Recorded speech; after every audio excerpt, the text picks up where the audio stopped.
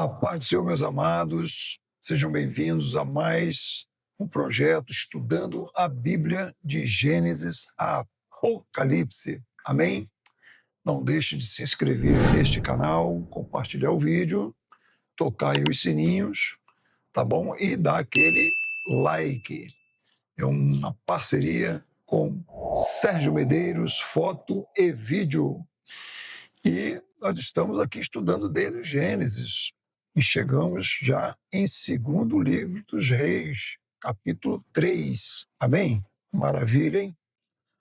Então hoje, capítulo 3, vai começar a falar sobre o profeta Eliseu, que vai ser usado por Deus para intervir, né, numa guerra do Reino do Norte, uma aliança do Reino do Norte com o Reino do Sul, tá bom? Contra um outro rei aqui. E a gente vai falar sobre isso, como é que foi que aconteceu. Bom, o texto começa dizendo no primeiro versículo que Jorão, quem é Jorão? Jorão é filho de Acabe. Bom, Acabe vocês já sabem. Acabe é aquele rei horroroso, casado com a Jezabel, que trouxe o culto de Baal para Israel. Acabe foi um dos piores reis que o Reino do Norte teve, e Jorão é o seu filho.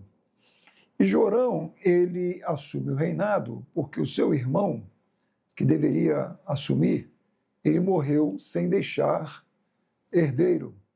E por conta disso, o Jorão vai assumir. Ele assume o reinado com a morte de Acabe e ele reina durante 12 anos. Assim diz o versículo 1. Logo no versículo 2, vai afirmar que ele fez mal aos olhos do Senhor. Bom, o que poderia se esperar, né? De uma descendência dessa? De Jeroboão, de Acabe, Jezabel, uma linhagem de homens e mulheres que serviam a Baal, a Azerá, a deuses pagãos. Né? A Jezabel, vamos lembrar aqui que ela era do Fenícia, né? Sidônia, servia a outros deuses pagãos, patrocinadora de falsos profetas.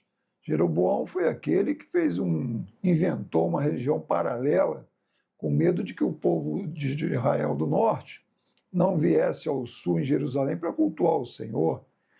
Foi ele quem fez aqueles 2 bezerros de ouro, deixou em Betel um e o outro lá em Dan, no norte. Quer dizer, então, esse rei Jorão, ele vem dessa descendência. E aí ele, infelizmente, continua fazendo mal aos olhos do Senhor, diz a palavra de Deus. Contudo, tem aqui apenas uma observação, que ele só foi um pouquinho melhor, porque ele tirou a estátua de Baal, tinha lá uma grande estátua em homenagem a Baal, que o seu pai Acabe tinha feito, e ele arrancou essa estátua, ele derrubou essa estátua, então, né? Mas fora isso, é a mesma coisa. E aí, irmãos, o que diz o seguinte, que quando Acabe morre, um rei lá dos Moabitas, chamado Mesa, esse camarada, ele era um rei vassalo, então ele pagava impostos a Acabe, e não era pouca coisa não, tá? Ele pagava 100 mil cordeiros, ele pagava 100 mil carneiros, a lã de 100 mil carneiros. Todo ano ele levava esse material, tá, como forma de pagamento de impostos lá para o Acabe. Tá? E quando ele soube que o Acabe morreu, que o Jorão assumiu, ele disse assim, pô, vou aproveitar e vou me rebelar. Né? De repente, o filho não é tão valente quanto o pai. Então, vou aproveitar essa mudança de governo e vou me rebelar. Então, ele faz uma revolta, levanta um exército, esse Mesa, esse rei moabita, e levanta uma guerra, né, contra o Reino do Norte. O Jorão, versículo 6, o que ele vai fazer? Naturalmente que ele vai reivindicar os seus impostos, não vai deixar isso acontecer. Então ele faz uma revista, diz o texto, aos homens que ele tem disponíveis para o seu exército, e vai procurar o Josafá. O Josafá é aquele rei do Reino do Sul. Vamos lembrar que a nação de Israel está dividida. Tem o Reino do Norte e o Reino do Sul. O Reino do Sul, quem está governando lá é o Josafá, que é um bom rei, é um rei temente a Deus. Aí você me pergunta, pô, se ele é temente a Deus, o que ele está fazendo andando com esse Jorão? Ele, em capítulos anteriores, ele andou com Acabe. Por que ele está andando com esses camaradas, adoradores de Baal? O problema é que o Josafá ele fez uma aliança com Acabe, e aí o filho dele, o Jeorão, casou com a filha de Acabe, com a Jezabel, com a Atalia. E nesse casamento acabou acontecendo essa aliança. E ele acabou ficando preso a essa aliança. E agora, toda vez que o Reino do Norte entra em guerra e vem buscar nele ajuda, socorro, ele se vê quase que obrigado por conta dessa aliança. Por isso que nós temos que tomar cuidado com quem nós fazemos a aliança, porque você, se for uma pessoa de aliança, você vai ter que honrar essa aliança. Então, vigie com quem você faz alianças, ok? E aí ele vem até o Josafá, rei de Judá, e pede ajuda para guerrear contra o Mesa, que é o rei dos Moabitas. E o rei Josafá vai dizer para ele, tudo bem, meu amigo, eu vou contigo, eu serei contigo. Meu povo com teu povo, os meus cavalos com os teus cavalos, e aquela coisa. E ele pergunta, nós vamos por onde? Vamos atacar como? Como é que é a estratégia aí dessa guerra? E o Jorão, atual rei de Israel, ele vai dizer o seguinte, nós vamos pelo caminho do deserto de Edom, dos Edomitas. Irmão, um homem que não anda nos caminhos do Senhor não pode estar debaixo da direção do Senhor, só pode fazer bobagem, né? E aí ele vai pelo deserto, e o que acontece? O que acontece no versículo 9 é que eles começam a ficar rodeando no deserto por 7 dias, perdidos no deserto, e o que acontece é o seguinte, acaba a água, né? E quando a água acaba, aí, meu irmão, não tem como guerrear, porque começou a faltar água para o exército, começou a faltar água para os animais, e eles se viram numa situação bastante ruim, bastante difícil. Tá? E esse Jorão é um camarada tão insensato, tão, tão idiota, que ele começa a culpar Deus. É isso mesmo, versículo 10. Ele começa a dizer o seguinte, foi o Senhor que nos chamou nós três. Por que três? Porque o rei de Edom também entrou nessa guerra, aliado ao Jorão. Então agora é o Jorão, é o Josafá e o rei Edom. São 3 reis que vão atacar o Mesa, tá ok? E aí, meus irmãos, ele vai dizer que Deus, o Senhor, chamou os 3 para entregá-los nas mãos do rei Moabita, e por conta disso que Deus está fazendo-os rodar ali no deserto de Edom, perdidos sem água. É muito fácil, né? A gente transferir culpa dos nossos erros, das nossas atitudes impensadas. E aí no versículo 11, o Josafá, que é o mais temente desses reis, ele faz uma pergunta, não há aqui algum profeta do Senhor para nos dar uma direção? E aí alguém se lembra que tem ali um profeta chamado Eliseu. Vamos lembrar que o Elias já foi transladado, já está lá no céu com o Senhor, tudo bem? Então o Eliseu assume o lugar de Elias na terra e alguém lembra que tem o Eliseu. Olha, tem aqui o Eliseu. Então o Josafá manda chamar o Eliseu para consultar o Eliseu a fim de buscar direção. Qual é a direção de Deus? Ah, irmãos, quando o Eliseu chega e ele se depara com o rei Jorão, e aí ele diz o seguinte, que tenho eu contigo? Ele afronta o rei Jorão, tá? Ele não tem medo do rei Jorão, não. Porque ele sabe que o rei Jorão é herdeiro tá? Do Acabe, que é de uma herança maldita de Jeroboão e que é uma descendência de pagãos, tá? Levando o povo de Israel ao paganismo, à adoração a Baal. Então, o Eliseu andou com Elias, ele era servo de Elias. E Elias foi aquele que derrotou os profetas de Baal, de Azerá, lá no Monte Carmelo. Então, ele conhece a história toda, ok? Então, quando ele vê o Jorão, ele já mete logo essa. O que tem eu contigo? Vai lá os profetas do teu pai, vai procurar os falsos profetas aí de Baal, que vem atrás de mim por causa de quê? Então, ele faz essa pergunta, ele confronta o rei de Israel. Mas ele vai dizer o seguinte: se eu não respeitasse a presença de Josafá, aí ele respeita o Josafá, que é o rei do sul, tá? Eu nem olharia para a tua cara. Ele fala para o Chorão.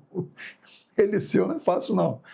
Até porque, vamos lembrar, irmãos, que o Eliseu agora ele está sozinho, né? Ele perdeu a companhia do pai espiritual dele, do Elias, tá? E ele ainda está sofrendo essa perda, tá?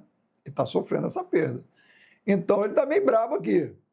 E ainda mais para atender um rei pagão, então ele vai dizer isso. Olha, eu só vim porque eu respeito o rei Josafá.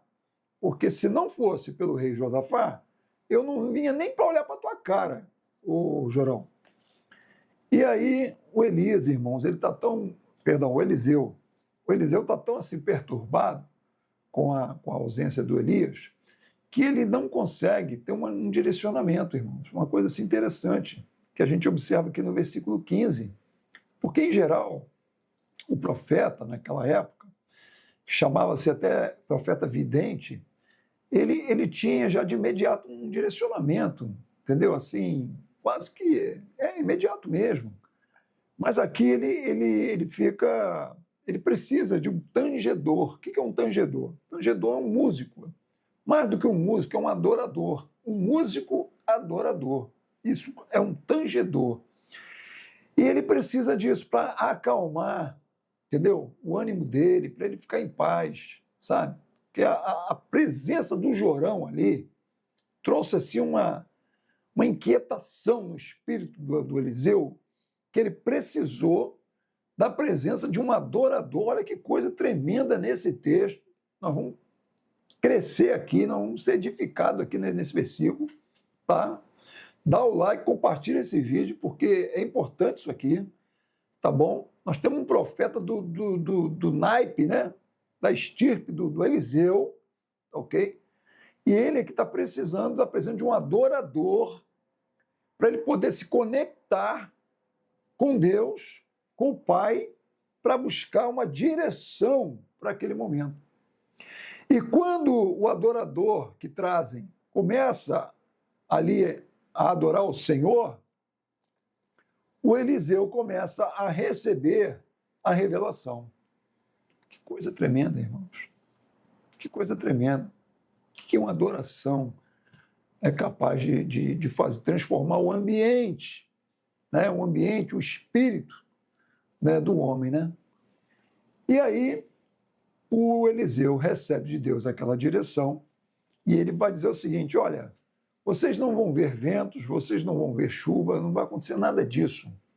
O que vocês vão fazer é o seguinte: vocês vão começar a cavar, vocês vão fazer covas no deserto. Covas no deserto? Vocês vão fazer covas no deserto, tá? E aí vai acontecer que no dia seguinte vai brotar água, muita água dessas covas que vocês vão cavar no deserto. E vai ser tanta água que vai dar para vocês beberem, vai dar para vocês darem aos seus animais, vai dar para, enfim, vai ser água com fartura, água com abundância. É só fazer covas no deserto, que no dia seguinte essas covas vão estar cheias d'água, ok? E eles fizeram assim. Versículo 20 vai dizer que pela manhã, já bem cedinho, eles vão oferecer a Deus uma oferta de manjares. O que é uma oferta de manjares? É uma oferta de grãos, oferta de cereais.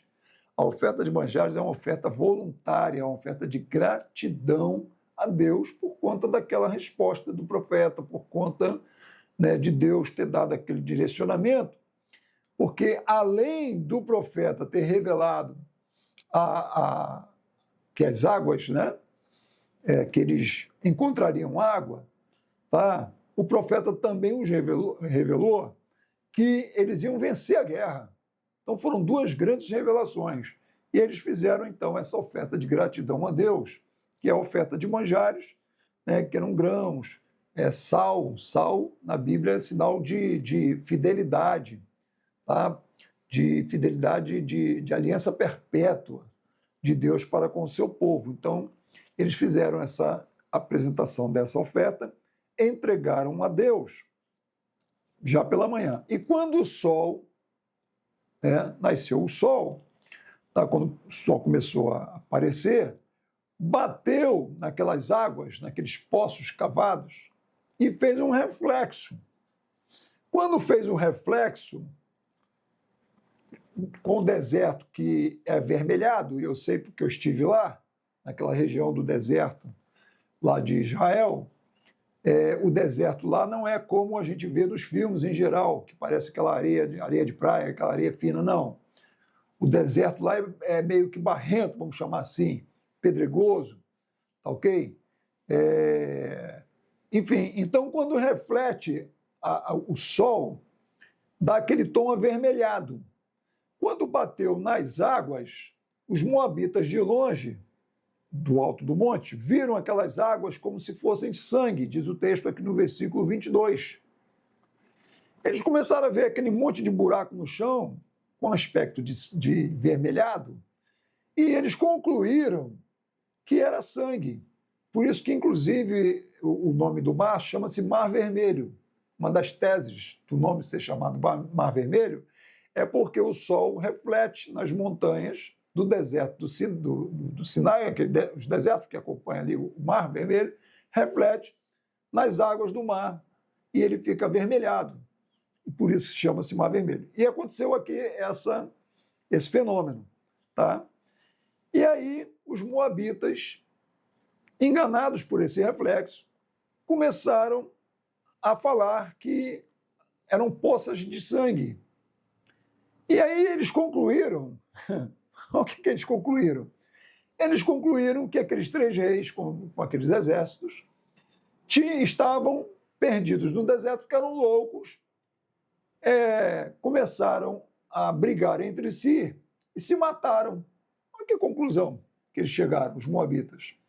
E aí, vamos lá agora acabar de matá-los. Que nada. Quando eles chegaram próximos, aí foi que eles deram conta que não era nada disso, mas aí já estavam muito próximos. E o exército de Israel, então, juntamente com o exército do sul e de Edom, atacaram os moabitas e feriram e venceram aquela batalha por conta dessa intervenção de Deus. Amém, amados? E aí aconteceu que os moabitas, então, vendo que o exército de Israel e o exército do sul de Judá prevalecia contra eles, eles foram em direção ao exército de Edom, mas não conseguiram, tá? Não conseguiram vencer o exército de Edom, e aí o capítulo termina com esse rei Mesa. Ele era um camarada tão pagão, muito pagão, que ele chega a sacrificar o seu próprio filho primogênito. Ele sacrifica o seu próprio filho, que havia de reinar no seu lugar, e oferece o filho como uma oferta de holocausto aos seus deuses, de tão irado que ele ficou, né, por ter sido enganado, né, pelo Deus de Israel, por ter sido derrotado. Há tantos anos ele vem sendo vassalo ao rei do norte, e agora, quando ele achou que teria uma chance de vitória, ele se vê ali completamente enganado por essa ação de Deus, que fez refletir aquelas águas como se parecessem sangue, todavia não eram. E ele fica indignado ao ponto de buscar o Deus dele, falso Deus dele, e oferece o filho como oferta. E aí faz isso sobre o muro da sua cidade. Mas aquela cena foi tão horrorosa que aquilo indignou profundamente o povo de Israel, né, e o povo de Judá, que eles resolveram até parar com a guerra, né? Resolveram nem concluir, vamos dizer assim, invadir, vamos dizer, a região dos Moabitas. Dali mesmo eles pararam, né, já tinham vencido aquela guerra, aquela batalha, e eles retornam para o seu lugar.